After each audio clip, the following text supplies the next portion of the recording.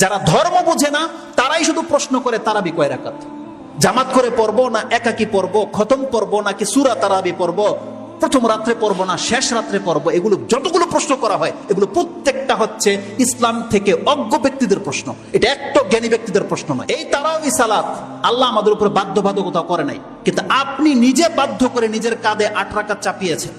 আপনি নিজে বাধ্য করে আপনার ঘরে আপনি 20 রাকাত চাপিয়েছেন, এটা আল্লাহ আপনার উপরে চাপায়নি। অথচ ব্যাপারটা কি ছিল, যেই ব্যক্তি কোনো রাতে যদি অন্তত পক্ষে 2 রাকাত নামাজও পড়ে, এটি তার কেমন লাগে। এটা কেমন লাইন নাকি পৃথিবীর কোন হুজুর যদি আসে প্রোটেক্ট করার ক্ষমতা থাকলে যেন প্রোটেক্ট করে। এটা কেমন লাইন নয়, মাত্র 2 রাকাত সালাত। আপনি হাদিস চাইলে আমি হাদিস দেখাবো আপনাকে, রাসূলুল্লাহ কি বলেছে।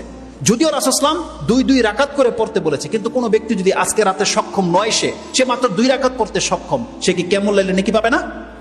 রাসূলুল্লাহ সাল্লাল্লাহু আলাইহি ওয়াসাল্লাম সেই আয়াতের তাফসিরে যে যাবেন, লম্বা হয়ে যাবে, আমি ওদিকে যাচ্ছি না। সূরা আহজাব 33 নম্বর সূরার 35 নম্বর আয়াতে আল্লাহ কি বলেছে, ওয়া যাকিরিনা আল্লাহা কাসীরা ওয়া যাকিরাত আ'আদ্দাল্লাহু লাহুম মাগফিরাহ ওয়া আজরান আযীমা। সেই আয়াতের তাফসিরে আল্লাহ বলেছেন, যেই সমস্ত মহিলার পুরুষরা অধিক মাত্রায় আল্লাহকে স্মরণ করে, এরা এমন ব্যক্তি, তাদের জন্য আমি ক্ষমাকে লিপিবদ্ধ করে দিয়েছি, তারা আসলে তাদেরকে ক্ষমা করে দেওয়া হবে, তাদের জন্য আমি অজস্র কল্যাণ, তাদেরকে জান্নাত লিখে দিয়েছি।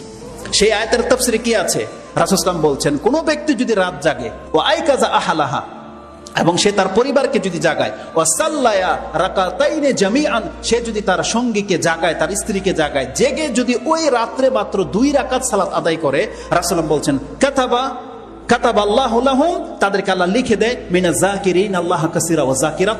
এই পুরুষ, এই মহিলা হচ্ছে আজকে রাতের সবথেকে বেশি আল্লাহকে স্মরণ করা ব্যক্তি, লিখে দেয় আল্লাহ। সুবহানাল্লাহ। সেই আয়াতের তাফসীরগুলো আপনি পেয়ে যাবেন। অতএব এই যে আপনি আপনার উপরে বোঝা চাপিয়ে নিয়েছেন যে 8 রাকাতই পড়বেন, তাও 1 ঘন্টায়, 20 রাকাত পড়বেন মাত্র 20-30 মিনিটে, সুবহানাল্লাহ, এটা আল্লাহ আপনার উপরে তো বাধ্য করেনি। যারা ধর্ম বোঝে না তারাই শুধু প্রশ্ন করে তারাবি কয় রাকাত, জামাত করে পড়বো না একাকি পড়বো, খতম পড়বো নাকি সূরা তারাবি পড়বো, প্রথম রাত্রে পড়বো না শেষ রাত্রে পড়বো, এগুলো যতগুলো প্রশ্ন করা হয় এগুলো প্রত্যেকটা হচ্ছে ইসলাম থেকে অজ্ঞ ব্যক্তিদের প্রশ্ন। এটা একটা জ্ঞানী ব্যক্তিদের প্রশ্ন নয়। অথচ আপনার জন্য ছাড় দেওয়া হয়েছে। রাসূলুল্লাহ সাল্লাল্লাহু আলাইহি ওয়াসাল্লাম বলছেন, মান কামা রামাদানান ঈমানান ওয়া ইহতিসাবান গুফিরা লাহু মা তাকাদ্দামা মিন যামবি। যেই ব্যক্তি রমজান মাসের কিয়াম করবে, তার অতীতের সমস্ত গুনাহ মাফ করে দেওয়া হবে, যদি সে আল্লাহর কাছে নেকির আশায় পড়ে থাকে। আপনি বলেন তো দেখি, হাদিস তো বুখারী মুসলিমের, এখানে কোথায় আছে কয় রাকাত পড়তে হবে, কয়টা বাজে পড়তে হবে, কত লম্বা পড়তে হবে, কিছু বলেছে? কিছু বলা হয়নি। এটা আপনার সামর্থ্যের উপরে বান্দা ছেড়ে দিয়েছেন, সামর্থ্যের উপরে। যার যতটা সামর্থ্য আছে, যত সুন্দর করে আপনি পড়তে পারেন পড়ে দেখান।